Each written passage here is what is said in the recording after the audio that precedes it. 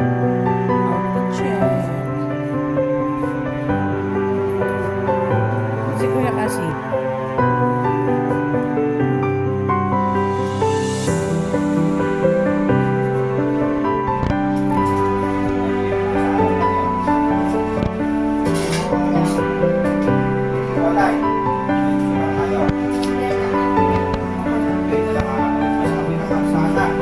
Ah,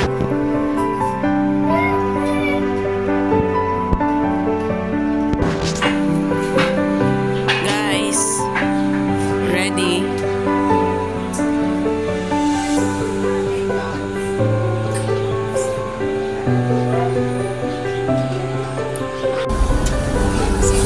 Ayan.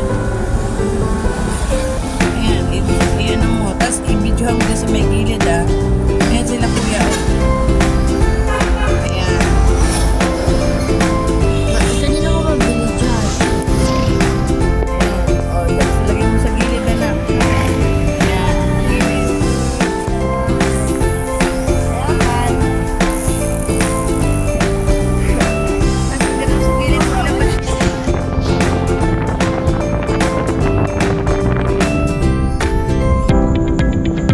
Good morning! Family ride na naman namin. Gaya nga ng sinabi ko sa inyo nung nakaraan, kumpleto kami ngayon kasi gustong sumama ng bunso namin. Nung nakaraan kasi, kinakabahan siya. Sabi niya, hindi niya pa raw kaya umakyat ng tulay. Kaya habang nagra-ride kami, siya muna yung videographer.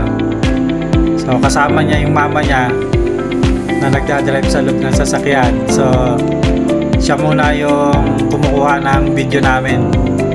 Kaya kung mapapansin nyo, minsan mayroong kamay na lumalabas. So, ito yung tulay na sinasabi niya na baka hindi niya kayang akyatin. So, sabi ko sa kanya, sa susunod na ride namin, subukan niya para malaman kung kaya niya. So sabi ko, practice muna siya doon sa loob ng MMP. So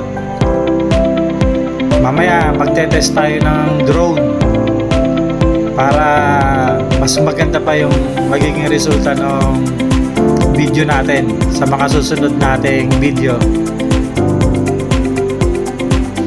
So nandito na kami ngayon sa MMP. So panoorin natin. Samahan nyo kami. Sa mga hindi pa nakasubscribe, subscribe naman dyan. Please like and share na rin.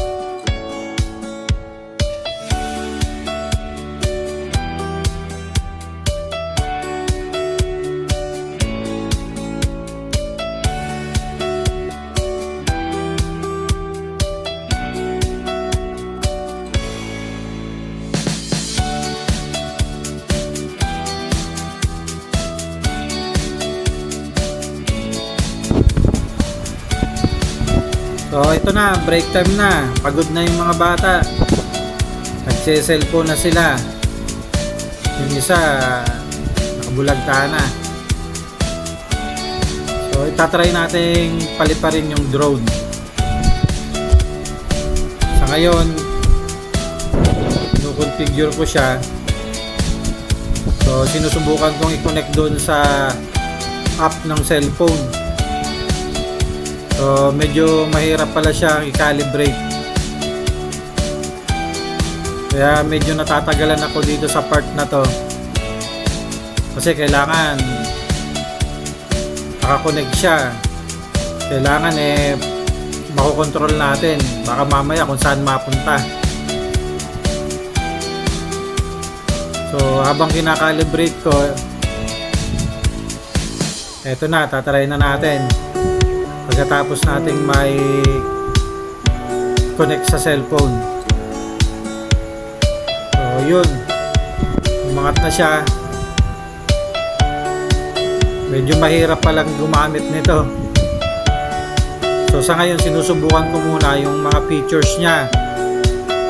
Kung paano siya umikot,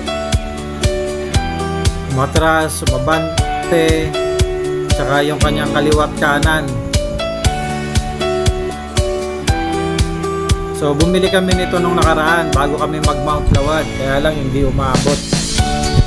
Kaya sabi ko, subukan namin dito sa total maluwag dito. Kaya tinatry ko muna para magkaroon naman ng aerial shot yung video natin, para sa susunod nating mga vlog medyo maganda na. Sana magamit namin ang tama. Baka mamaya kung saan mapunta ayun papalipad ko na siya ng malayo. Kaya lang may mga time na hindi gumagana yung yung remote. So lalo na pag malakas yung hangin, tinatangay siya. Kaya ito, ayaw gumana ng remote, pinababalik ko, ayaw bumalik kasi medyo malakas yung hangin. Kaya tinapat ko siya sa akin. So yun, saka palang gumana. So ang inaalala ko lang dito, baka mamaya lumayo ng lumayo and then hindi ko na makontrol, patay. Hanggang dito na lang muna tayo. See you again next time. Samahan nyo kami sa mga susunod naming adventure. Maraming salamat sa inyo.